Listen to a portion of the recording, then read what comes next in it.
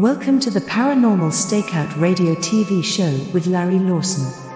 As a former career law enforcement officer and law enforcement educator, Larry focuses on the use of tried and true law enforcement investigative techniques in conducting paranormal investigations. Despite his experience and training, Larry also keeps an open mind to discussions on topics that deal with evidence that are not quite as physical in nature. Paranormal Stakeout guests are professionals in the field of the paranormal and parapsychology, conducting the investigations and research needed to further the cause of paranormal study. Larry advocates an agenda of standardization of structure and training in the field of paranormal investigation and research for the purpose of one day being able to produce the evidence needed to convince a jury of the existence of the paranormal. Whether it is ghosts, UFOs, unsolved mysteries, hauntings or cryptids, no topic is beyond the investigative reach of Larry Lawson and the Paranormal Stakeout radio TV show team. Now, here is the host of the Paranormal Stakeout radio TV show, Larry Lawson.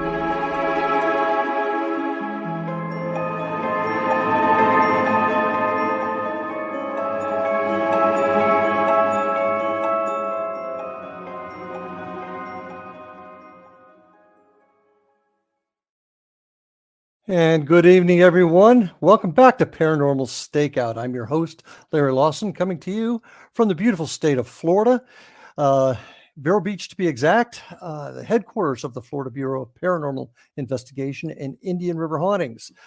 Just to start off, if you'd like to learn more about our organization, you can get a hold of us at www.paranormalfbi or www.indianriverhauntings.com on both of those. So, got an interesting show tonight. I know we've talked a lot about ghosts, but we're going to go into a different direction tonight.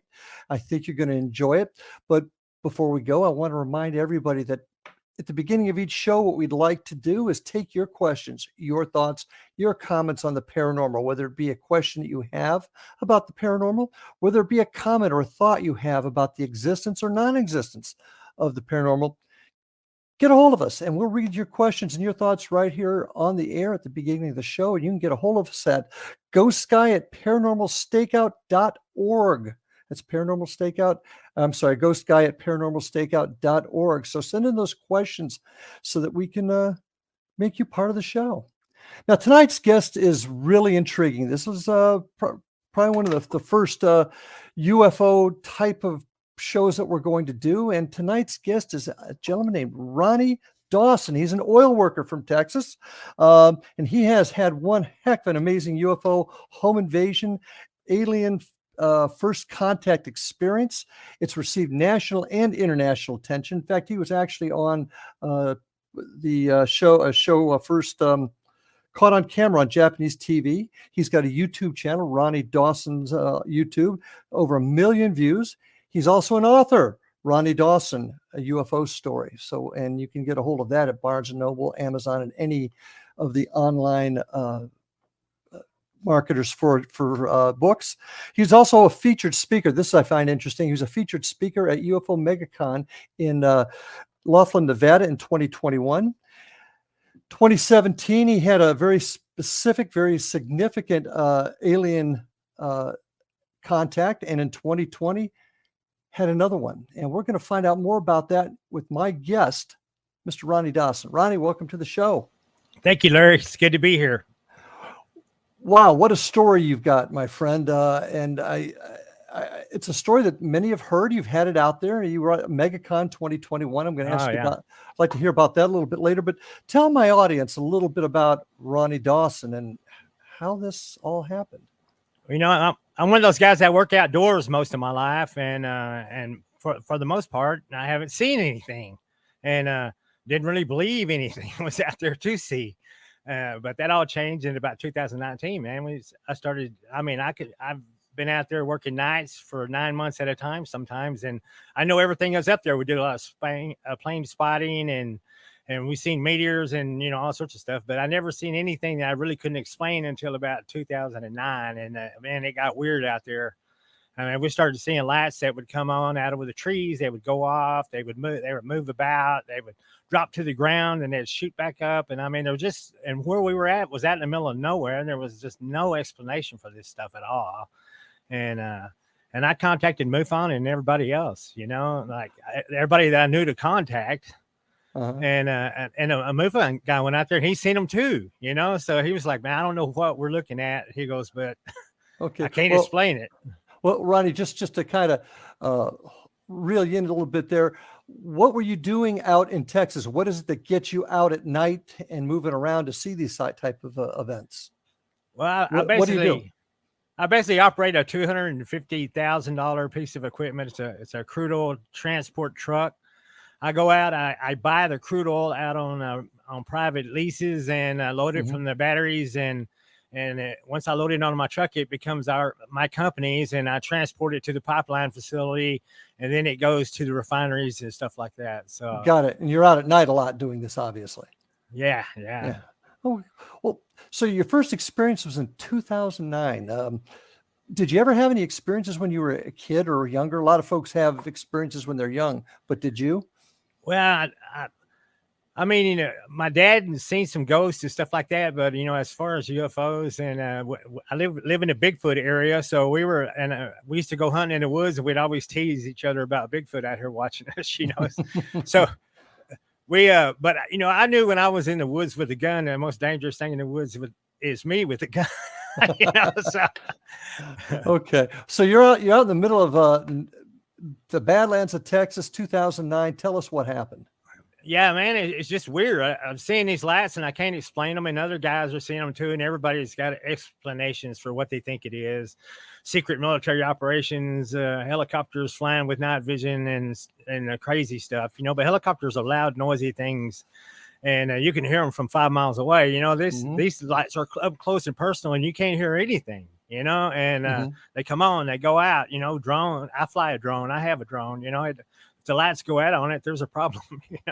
They don't just go out and then come back on at will, So sure. There was no explanation for it. And then I seen a cattle abduction. That was I was watching this big array of lights, and 3 broke off, and it traveled about a quarter mile away. And I seen a blue beam shoot to the ground, and there was something in that blue beam that was rising like a smoke or something like that. And I was getting closer and closer to it in my truck while I was traveling down the highway, and I was looking out of the window and rolled the window down so I could get a better view of it. And then all of a sudden, when I got closer to it, I could see that what was in the blue light being lifted, it was about 30 feet in the air, was a cow, and it was whipping its head from side to side as it was being lifted. And I was thinking about stopping and just watching what was going on, but after I seen that cow being lifted, I really just wanted to get out of there, and I was worried the thing was on top of me, following me. I can understand. Did you see what it was, what the light was coming from?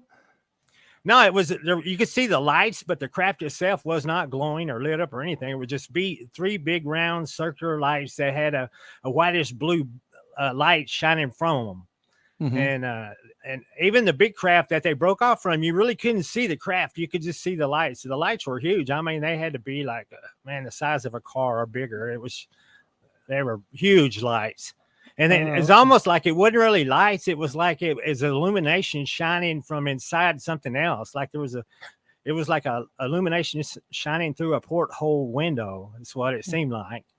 Now, I may have misunderstood you, but the craft that you saw this light coming from broke off from a larger one. Is that what? Yeah. There was like 9 lights. There was an array of 9 lights, and 3 broke off from the array and traveled to my left, and about a quarter mile down, it started descending, and then a blue light came on, and then there was something moving around, and it looked like a humanoid figure on the ground that had a green light around it.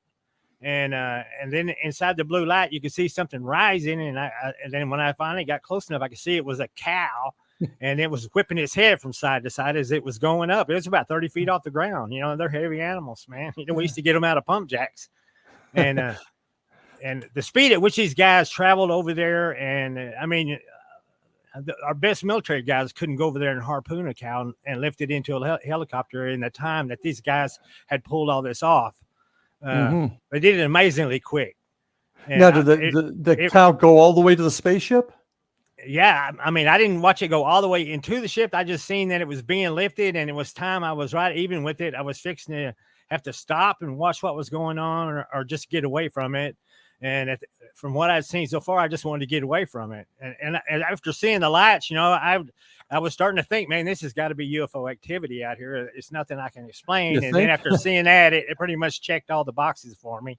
Yeah. Like, this is not from around here. And this was your first specific incident involving a UFO. Yeah, correct? It was the first scary incident. Now the lights, they were exciting and trying to figure out what they were and stuff, but it didn't really scare me like this did. This put the fear of God in me, I guess. Like, man, I don't know what this is, but I didn't feel safe being there in the presence of it. Okay, well, when's the next time you had an experience? Well, I mean, I started seeing it wasn't just the lights. Now it was I started seeing some craft and I was talking to some MUFON guys. They're going, get some pictures, man. You got to get some pictures. And I was carrying a camera and I was trying my best to get some pictures. And I missed on a couple of opportunities where it was like I pulled up on a lease and I was fixing to open the gate, drive through it, and there was a UFO hovering in a field over there, and I could see the lights that were going around in a circle. I couldn't really see the craft that well, but I thought, I'm going to get a video of this thing. And I had my camera on the dash of the truck, and I opened the gate like I wasn't paying any attention to it. And then all of a sudden I jumped back in my truck and I grabbed the camera and I jumped out in the ground going to video this thing. And it was almost like I was watching them, but they were watching me back. Because as soon as I grabbed my electronics, that thing tilted and then just shot off. I mean, the lights went out on it, and then the sound it made was almost like if a fly flies in your ear. It was a really high pitched screeching, annoying sound that it made when it took off. And it tilted and just went out. The lights went out. I couldn't see the craft shooting off, but it tilted like it was fixing to leave. And then the lights blinked out, and then you could hear this really high pitched buzzing, like a fly just flew in your ear. And it was gone. And yeah, it was just gone, and it didn't come back. So I missed that opportunity. And then another opportunity that I missed, it was in daylight in the late afternoon. I was coming out of a lease in the late afternoon, and I noticed it looked like a big black cloud of smoke over this rural, like a vacation home off on private property. And I said, oh man, there may be a fire over there. I might need to call the fire department or something. So I thought, well, I'll get a better look as I climb this hill.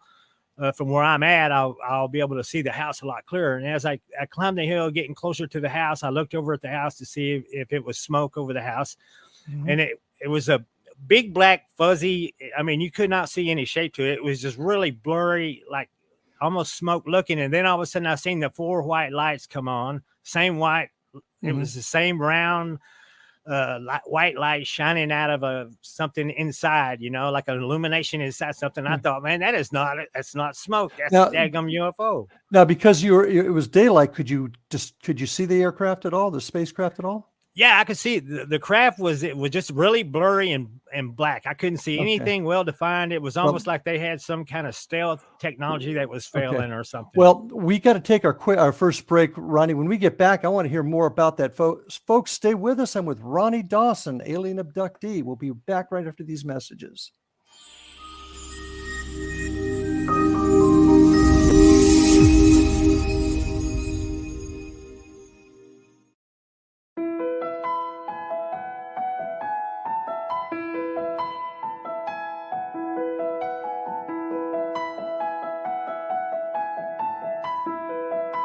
From the Canada-US border in the southern region of Niagara, traveling north in Ontario's Golden Horseshoe, then east and west of the Greater Toronto Area, there is growing awareness and excitement as more and more people are starting their day with Beautiful Mind coffee, the delicious healthy coffee that your brain will love.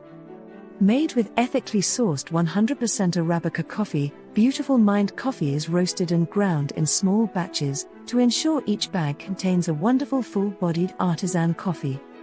Scientifically formulated, Beautiful Mind coffee is the only coffee blend that contains 3 herbal ingredients found to aid in boosting your daily mental clarity and focus.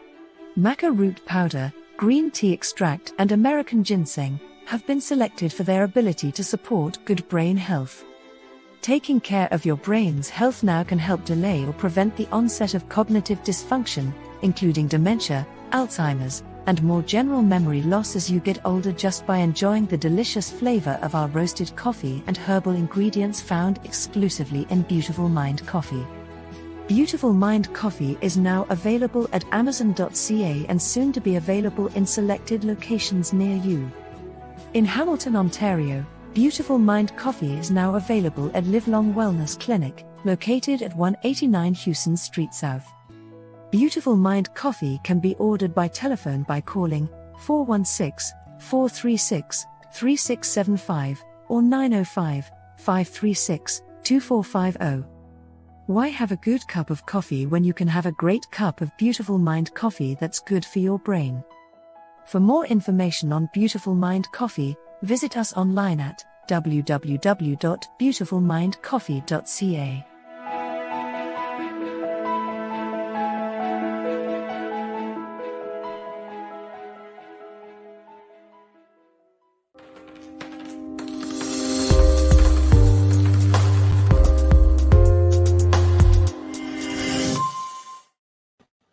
And we are back on Paranormal Stakeout with my guest tonight, Ronnie Dawson, alien contactee and abductee, actually. Ronnie, fascinating story. Now, you've talked a little bit about your first contacts or your first times you've observed this back in the 2009, 2010 area. Did you ever see any cattle mutilations, anything like that? No, I was wondering about what happened to the cow, and but like I said, I didn't go back in that area for a while, and I didn't get a chance to see any cattle remains laying in the pasture over there or anything. Mm-hmm. So I have no idea what happened to that. I don't know if they kept it, if they took it, if they did something to it and put it back, or who knows, man. If it just turned up missing, there's no telling what happened to that cow. I'm just glad I wasn't with him. I don't blame you. So going on with the chain of events here. So now that you've had the second incident where you saw it, or third actually, where you'd seen the craft during the day, what's the next progression in the story? What happened after that? Well, I'd seen like 2 craft in like 6 days, and I decided, and I was trying to think, and I was dealing with skeptics and stuff like that, and trying to get some evidence and trying to get some proof, because I don't want people to have to take my word for it. I want to have some pictures or something, some solid evidence to show them.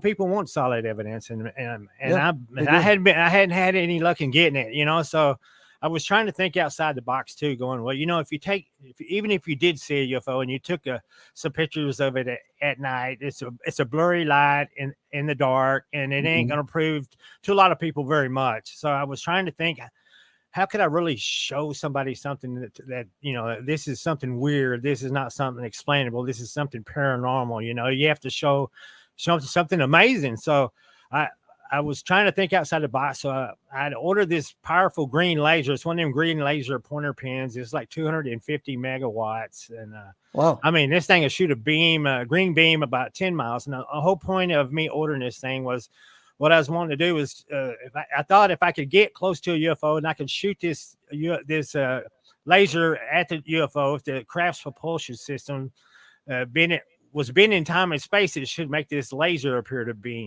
bend. And if I could video record something like that, then you're going to have some good solid evidence that this is a paranormal entity. Wait, give that to me again. You were going to use the laser and you were going to actually set it off and shoot it at the UFO. Right. Yeah, that was the plan. Shoot it at the UFO. Let's just poke the bear. Let's just poke the bear, don't we?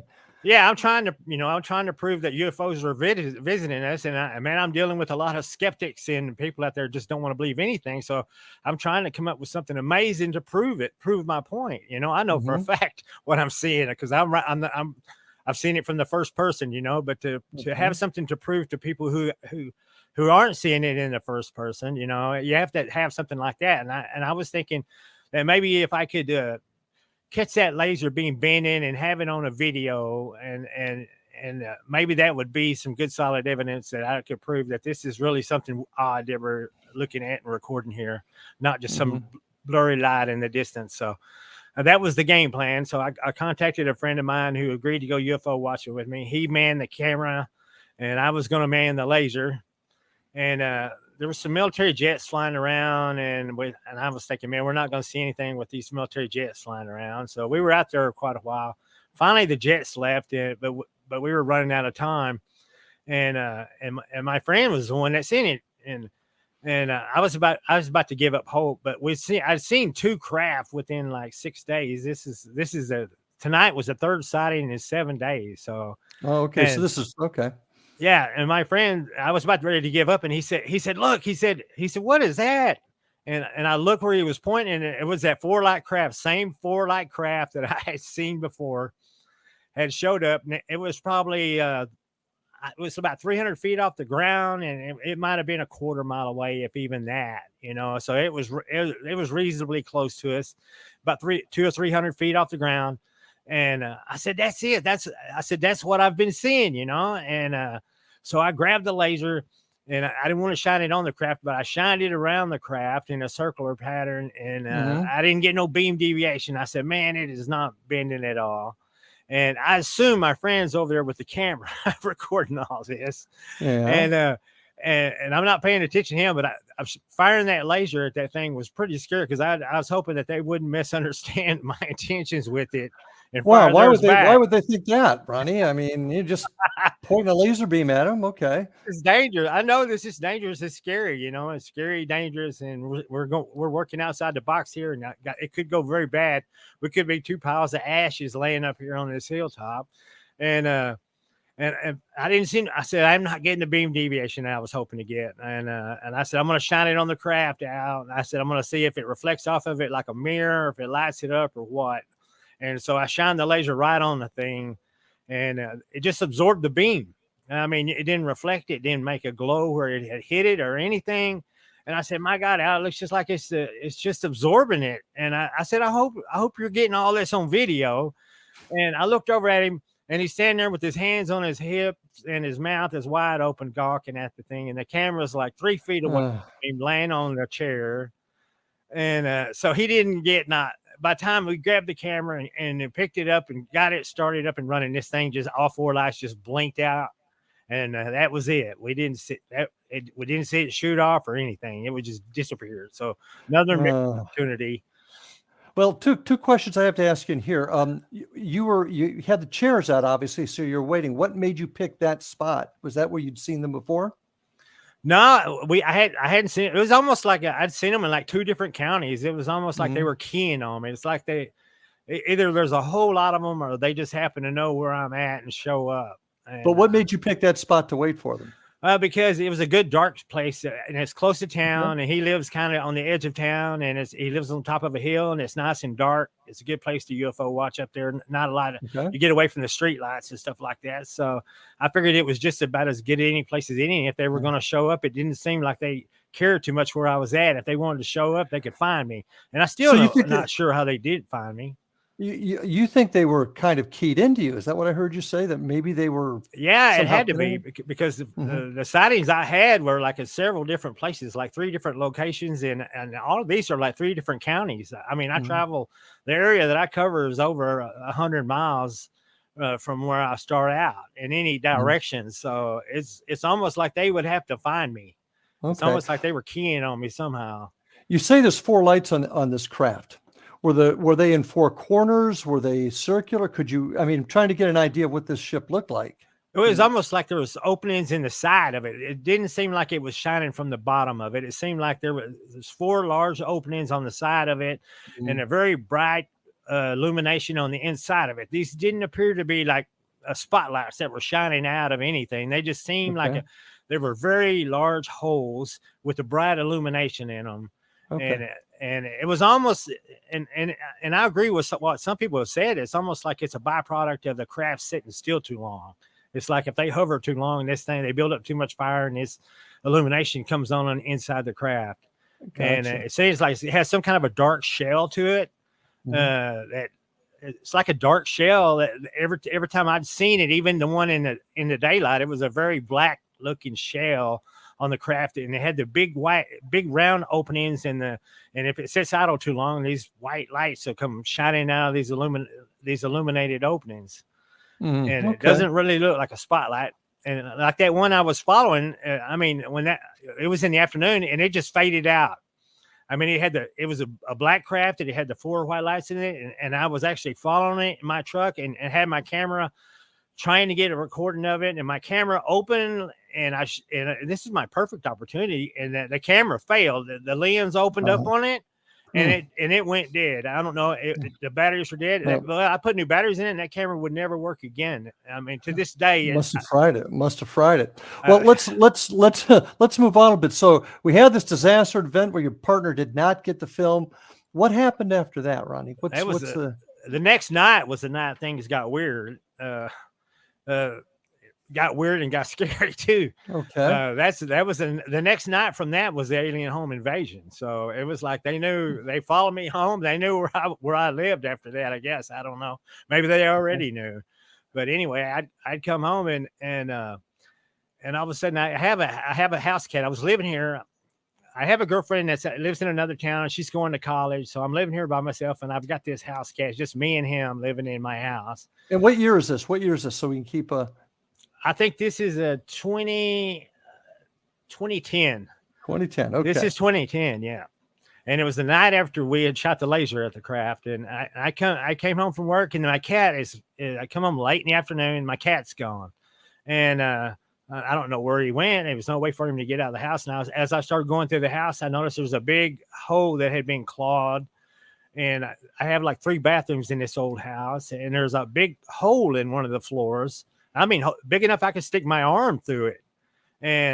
But my cat is declawed. I don't know how in the world. And I was like, how in the world did he chew a hole through the floor like that? You know? And he was gone. And I hollered at him and I could hear him meowing up underneath the house. Mm-hmm. And at one point I stuck my arm off down in that hole because he sounded like he was close. And I was hoping I could feel him and grab him and pull him back up through the hole. And then I never could feel him. So I pulled my arm out of the hole. And when I looked down in the hole, I could see 2 eyes looking back up at me, but I can't guarantee it was a cat. But it was 2 scary looking eyes looking back up at me through that hole. And I thought, is that a cat? It could be anything down there. I thought, man, you're crazy for sticking your arm down that hole. Man, it could be anything underneath there. You know, here in Texas, we got skunks, we got coons, we got lots of stuff that could be up under your house that you don't want to grab or that will bite you, you know. So anyway, I went and I noticed the blocks had been pulled out from where you get underneath my house, my access panel. And I don't even know how heavy blocks had got moved out of the way. And I called the cat and luckily he was underneath there and he came out. So I grabbed him and I put the blocks back in place. And I went up there and got a big piece of heavy tin and patched over the hole. And was kind of frustrated. That's not exactly the kind of stuff you want to do once you come home from working all day. So yeah, I had a big piece of heavy roofing tin that I had, and I put screws into the floor so the cat couldn't escape through the hole again. And got all this done and got something to eat and took a shower. And it was time to go to bed because I have to get up when I go to work. I get up like 4:30 in the morning, so I have to go to bed pretty early. So I go to bed and I no sooner lay down in my bed and all of a sudden I hear glasses and stuff get knocked over in the kitchen sink and stuff. And I'm like, what? And this cat is really irritating me today, man. So I try to get up out of bed to go see what's making that noise in the kitchen. And I realize I can't get up out of this bed. I'm stuck in this bed. I don't feel like there's anything wrong with me, but for some reason I can't. The more force I try to get up, the more force holds me down. It's almost like sleep paralysis. It's almost like somebody's pushing on your chest, you know? Yeah. But I mean, I had just laid down. It wasn't like, I had just hit the sheet. Ronnie, I hate to do this to you, but we're on a hard break. We're coming up on our next break. I want to pick the story up when we get back. Folks, we're in the heart of the story. Don't leave us now. Come back after these messages. Paranormal Stakeout.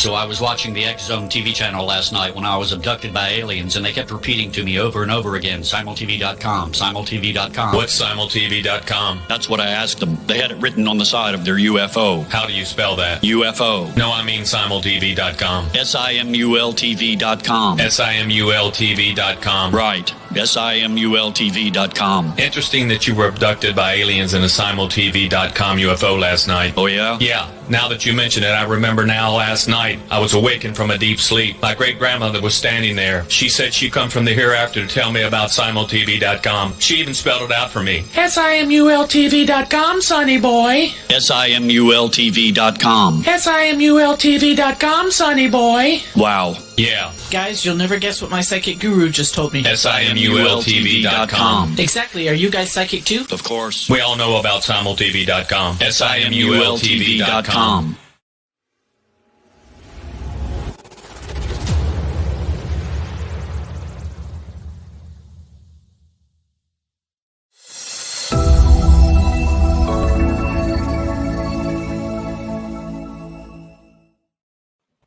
And we are back on Paranormal Stakeout with my guest tonight, Ronnie Dawson. Ronnie, this is one heck of a story here. So I want to get right back into it. So you're home from work. You've found your cat. You've patched the hole. You hit the rack. Suddenly you're hearing noises and things going on. You think the cat's going crazy, but what was it actually? Yeah, the odd thing was I couldn't picture what was going on with me because I thought, man, I'm having some kind of medical condition because I'm like stuck in this bed and I can't move. I can move. It seemed like I can move my head. I can move my eyes, but it's like I can't feel anything hold me in bed. But once I try to get up, it's like there's a tremendous force. It's like something is interrupting the signal between my brain and my body, man. It's like it is not working. And it's like, now I can use force, but the more force I use to try to get up, the more force it uses to keep me down. So I'm struggling with the idea that I'm having some kind of a heart attack or something like that. Mm-hmm. And I can still hear the glasses in the kitchen being knocked over, and I can hear cabinet doors opening and drawers being pulled out. And I'm going, okay, now that is not the cat. The cat, now he may knock something over from time to time, but he doesn't open cabinet doors. Mm-hmm. He doesn't open cabinet drawers. And so I'm going, I'm trapped in this bed. There's something in the house. And then all of a sudden I look out of my bedroom door, and I can hear the stuff going on in the kitchen. I see my cat. My cat is standing at my bedroom door, and he's looking back towards the kitchen like something's freaking him out too. And he's, I'm going, oh, well, whatever it is, ain't the cat. It's certainly not the cat. And so the cat runs in there and he jumps in the bed with me. And I'm sitting there frozen in bed. He's walking around the bed like nothing's affecting him at all. And all of a sudden I see something come streaking by where my bedroom door is. It looks into the living room. And I see something streaking by that. And I mean, I've never seen anything move this fast. All it is a brown streak. And it streaked across the room. And then all of a sudden I seen it streak back across the room, and I'm hearing it it's in the living room now. They've knocked over a desk that's at the computer desk, and it broke the bulb and the lamp, and they're knocking stuff over, and I can hear the drawers in the living room opening and stuff. And I can, every now and then I can see these streaks of something flying by the door. And at one point I see one, it streaks up on the wall. It runs across a vertical wall. It runs sideways across a vertical wall. And I'm like, okay. And when I seen that, I was hoping that maybe it was a raccoon or a squirrel had something got into my house, because I live under a lot of pecan trees, and I've actually had squirrels get through my drop down ceiling before. And I've had to catch them with leather gloves and trout nets and throw them out, Well, how big was this thing you were seeing traversing your walls? They weren't small. They were this thing. It was larger than a squirrel, but I mean, it was moving so fast you couldn't get a good look at it. But I seen it streak across the vertical wall, because my wall in there was white, and I could see this thing run clearly across the vertical wall. And then at one point I seen one run up the wall, push off the ceiling, and run straight back down to the floor. And I'm going, okay, this is nothing. This is not a raccoon. This is not a squirrel. And the cat's up there. He's looking like he's watching too, like he's freaking him out. And I'm like, well, go in there and get him. But he didn't want no part of it. And these things are running around there. Then every now and then they'll open a drawer, they'll knock something over. And then all of a sudden there was like two of them in there, and they were just running crazy in there. and causing all sorts of havoc. And then all of a sudden, a third one came onto the scene. Now, this thing, he come in fast. And he stopped right in the doorway. Now, this I'm looking through at the doorway of my bedroom. This thing is 10 feet away, and it come in on all fours, and it stopped. And when it stopped, I could see it clear as day. It's 10 feet away. Okay. This is the ugliest daggum thing you'd ever seen, man. This thing. Tell us what it looked like. It couldn't have been no more than about 18 inches tall. It ran on all fours, and when it stopped, it was on all fours, and it looked like it had a shell on it with these thorn appendages sticking out, and almost the color of it was like a brown, almost copper looking color on it. And when this thing stood up, a ninja turtle. Yeah, when this thing stood up, or a goblin, I don't know what you'd call this thing. It was like the closest thing I've ever seen to it would be the Gremlin show that you see on TV, but this thing didn't have big ears. And in fact, it almost had a humanoid looking face. It had big eyes, but they were squinted, like what little bit of light in the room was hurting its eyes. And it had really tight, it had a nose like a human, and it had a mouth that was really tight, like an angry old man. It looked like the face on it looked like an angry old man, but that was the only thing about this thing that looked human. Everything else about this thing looked like more like an insect. And with this thing, he stood up on his hind legs it runs on all four, and he stood up on his back two legs. And this is the ugliest daggum thing you ever seen. And it looked to the other two like it was scolding or something like this, you know. And I noticed they stopped running around like they were playing chase, and then they started opening the drawers and stuff again. And I didn't hear him make any sound to the other two, but he looked at them, and it was almost like he scolded them or something. And they started to open. I could hear the drawers and cabinets opening again. What were they looking for? Any idea? Only thing I could figure was they were looking for the laser that I had fired at their craft the night before. Oh, well, you know, they probably thought you were attacking them or something, maybe, huh? Maybe they wanted to check it out. I don't know what their purpose for being there wasn't. That's just the only time I've seen those guys was that one time. And I was like, oh, the guy, you know, I was thinking then, yeah, this has more to do with what happened last night than anything that's going on with squirrels or raccoons, anything like that. This has to be the repercussions of what we did last night. And I'm thinking, oh, they just take whatever you want and get the heck out of here, you know? Well, I'm thinking as long as they stay out there and they don't come in the bedroom where I'm at, I'm still paralyzed in this bed. Yeah. They say anything to you at all? No, I didn't. No communication? No, I didn't hear anything, but you could hear their feet shuffling. They moved so fast. It was like a shuffling noise, like a giant cockroach or something like that, man. I mean, my God, these things are fast, and they had some pretty nasty looking claws on their hands too. Okay. And when this guy stood up, man, I mean, he even the top of his head, he almost looked like he had like I don't know if it was a body armor or exoskeleton shell on this thing or what, but it had these thorn appendages sticking off of it. Like if you would have grabbed him, it'd really hurt you.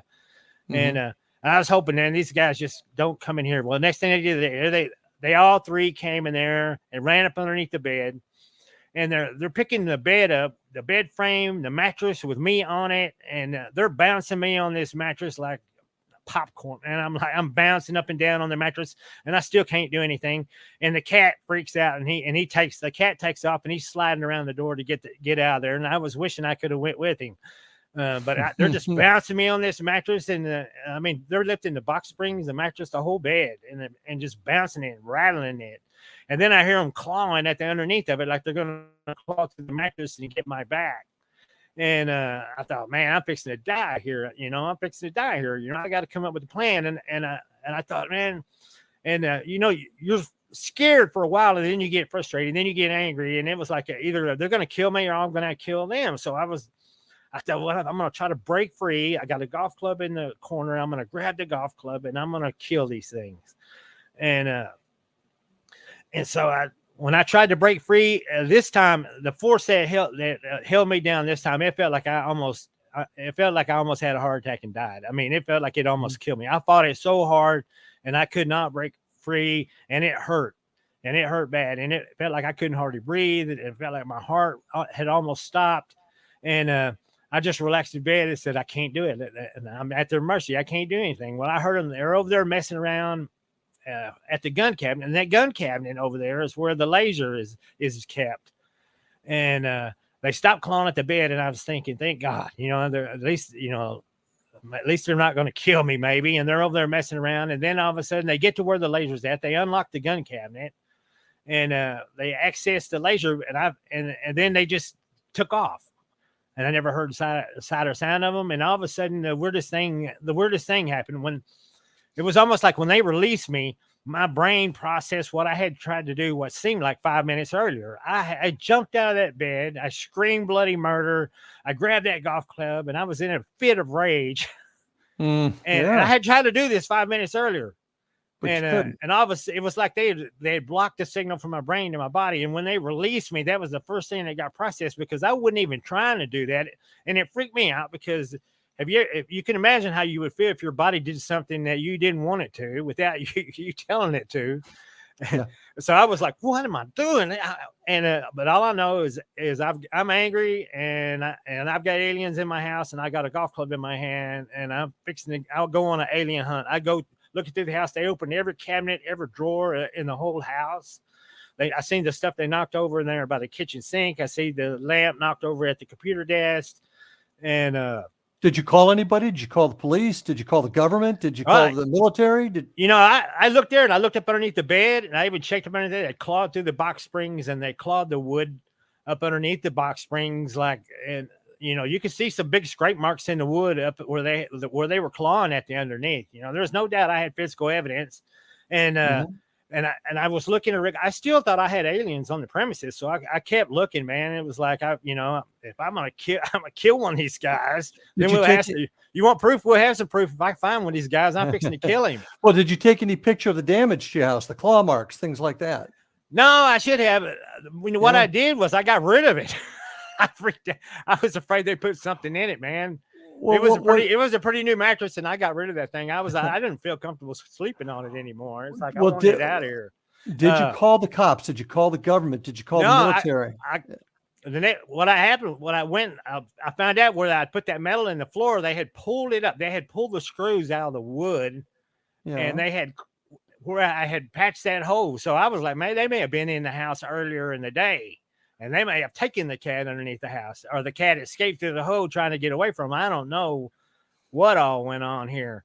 And I thought about calling the cops, and I was like, and I talked to my friend Al, and I'm going, man, should I call the cops? And he's going, well, what kind of proof you got? I'm like, well, when did you get hold of your knocked friend? Over, there's stuff broken, and I'm like, and it's like, you really think the cops are going to believe you? And I'm like, I don't know, man. I said, I can't live here, man. I said, these things could be nested up under my house. And he said, well, I'll tell you what, I'll come over in the morning. And I had a spotlight on my head, and I had a knife, and I had a gun. I had to crawl underneath my house to make sure that they weren't still under there, because I couldn't sleep another night in here and have any kind of peace and not be wondering these things ain't nested up underneath that house, Yeah. Having pictures of that damage probably would have been a huge help to you. Because I'm sure you've taken a lot of heat for these stories. Am I correct? Oh, well, yeah, but I mean, I know people don't want to believe you to start with, and they're going to say they look at the claw marks and say, oh, that could have happened by a cat, could have done that, or anything could have done that, rat could have done it, and I'm sitting there going, well, I got no evidence. I ain't got enough evidence to convince anyone, so it's just going to cause me more grief.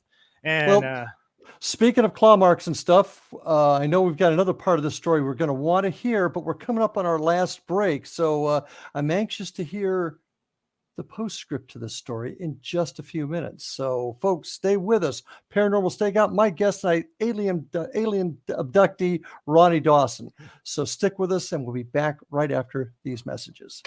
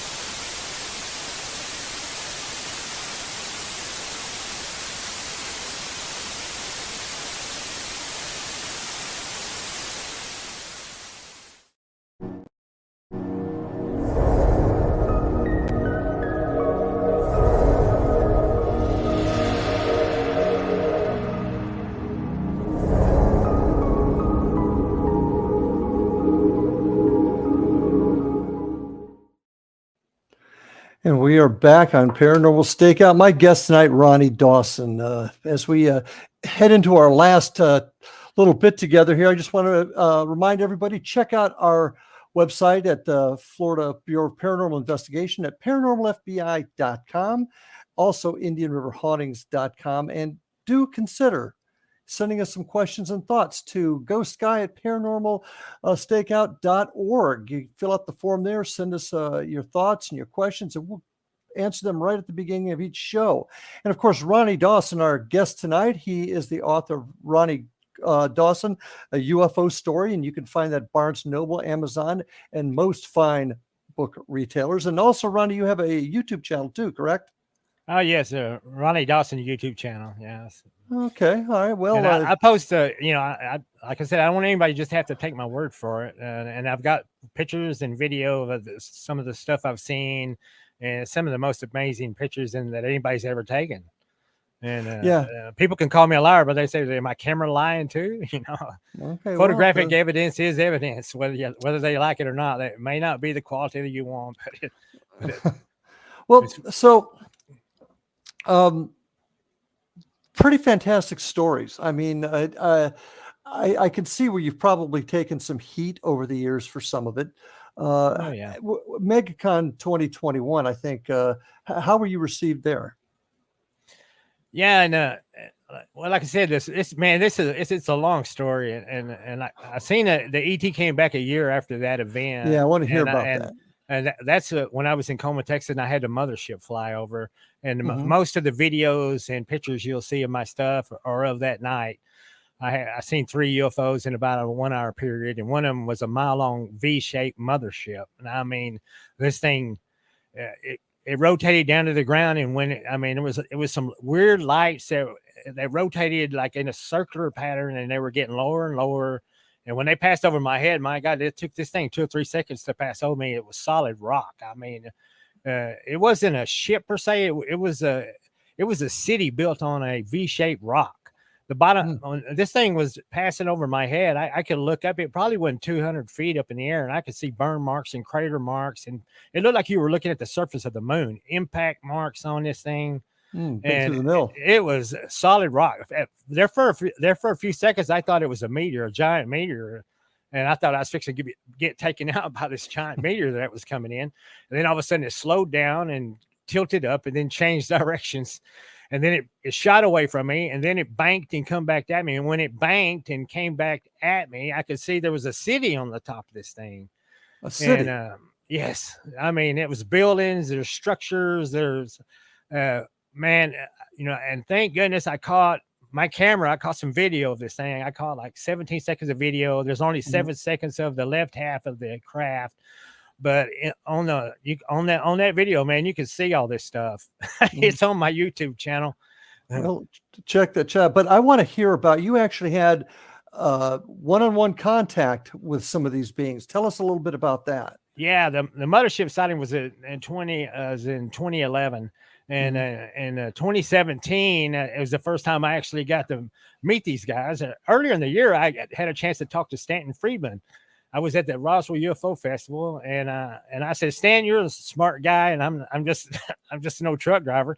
I said, if I get a chance to talk to these guys, what should I ask them?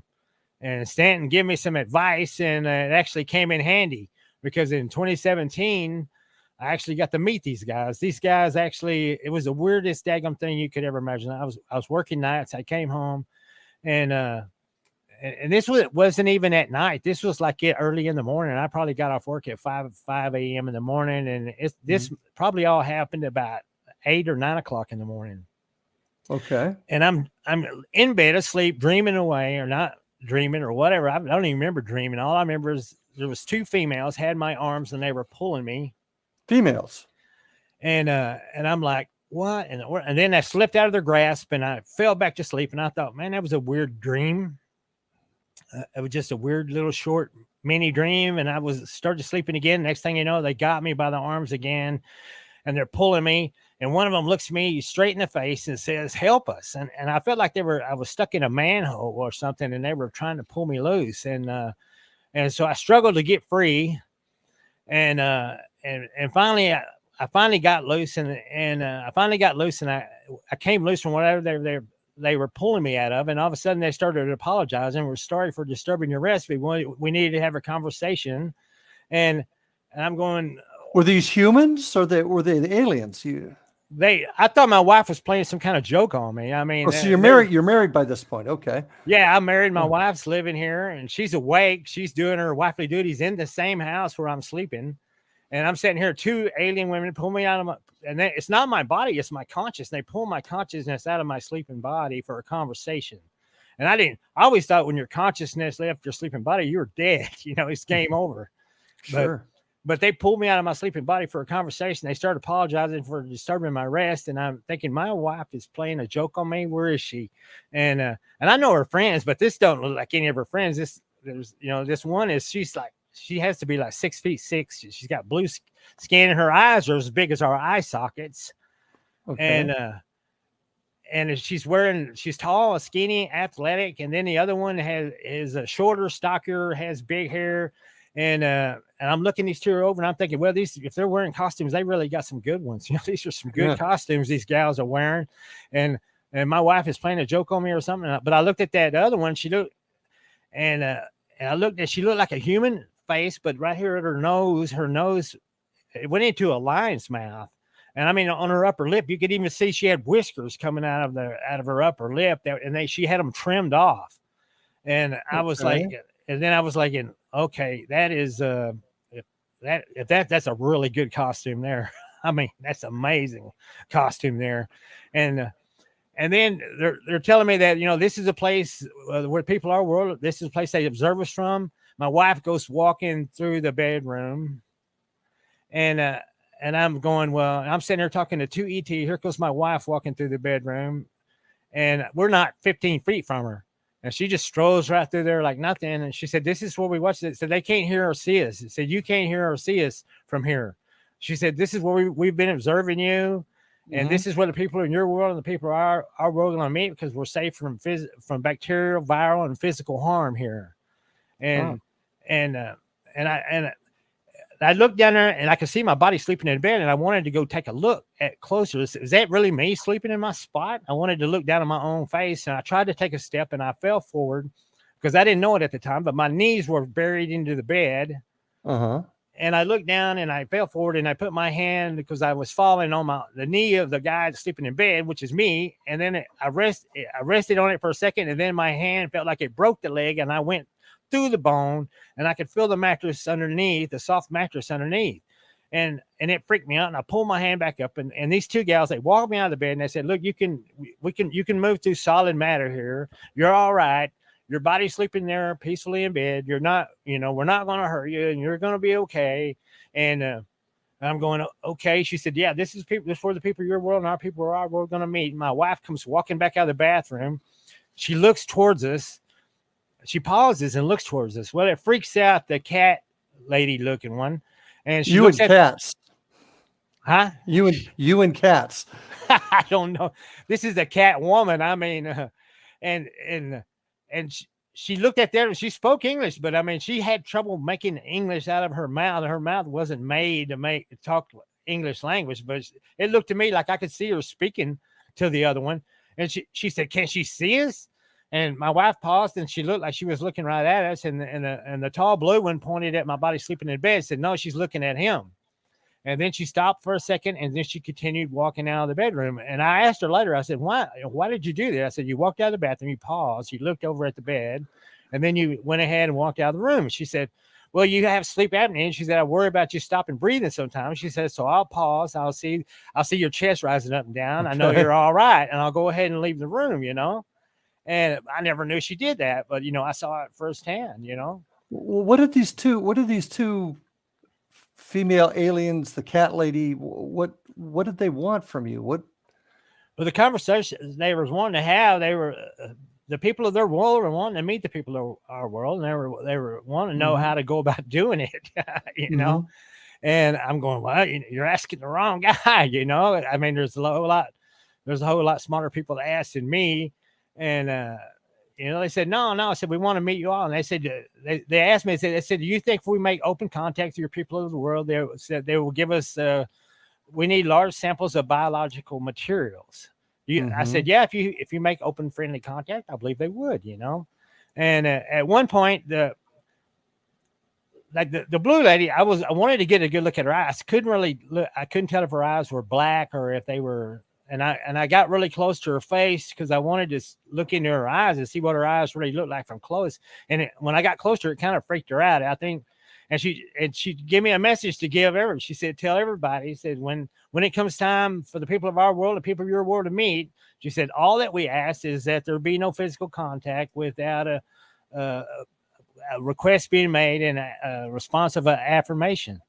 So in other words, they don't want us touching them unless we ask permission first. Like they don't want you walking up and hugging them or shaking their hand unless you would say, may I shake your hand or something like that. They want to, I guess that's the way it's done. Permission. Okay. Now the other cat lady, now she's sitting there she's been holding my hand the whole time that she walked me out of the bed. And so apparently it's different with her. And and she's holding, and I wanted to, because it felt like she was wearing a leather glove. So I grabbed her hand, I pulled it away from me just for a second. It almost seemed like it hurt her feelings that I was denying physical touch or whatever, but I just wanted to look at her hand. And on her hand, she had pads in between every digit of her fingers. She had fingers and hands like us, but she had pads on the palm of her hand and even in the digits of her fingers in between the knuckles. And we've only got about a minute and a half left before we have this gone so quickly. What did they want though? What was the big thing that they wanted? Well, the big thing they wanted was that they wanted to know how I thought that we should go about making contact. And at first I told them they would have to give me a piece of alien technology that I could take to the scholars and skeptics to prove that they're actually visiting me, that I'm actually in conversation with them. And then I said, well, hold on, somebody could take that from me or whatever. I said, what might even be better would be if you would just bring a huge ship in and fly it around the earth until everybody's seen it. There wouldn't be no hiding it. Wouldn't be no denying it. And I said, that's the best advice that I could give you is to bring a huge ship in and just circle the earth until everyone's seen it. Okay. Have you had any recent contact in the last couple of years? Well, yeah, I had to. I know this story gets so weird, man. It's almost so weird. I hate to say it, but people got a right to hear it. People got a right to know it. I ain't doing anybody a favor by keeping it a secret. So. But they needed a biological sample. They made a clone of me with it. And then in 2020, they put me in that clone on an alien planet. Interesting. And that's another story. Well, unfortunately, we've run out of time. We're going to have you back to finish this story. Ronnie, thank you for being with us tonight. Thank you, folks, for joining us here on Paranormal Stakeout. And until we get together again, stay safe, and we'll see you on the other side. Have a good night.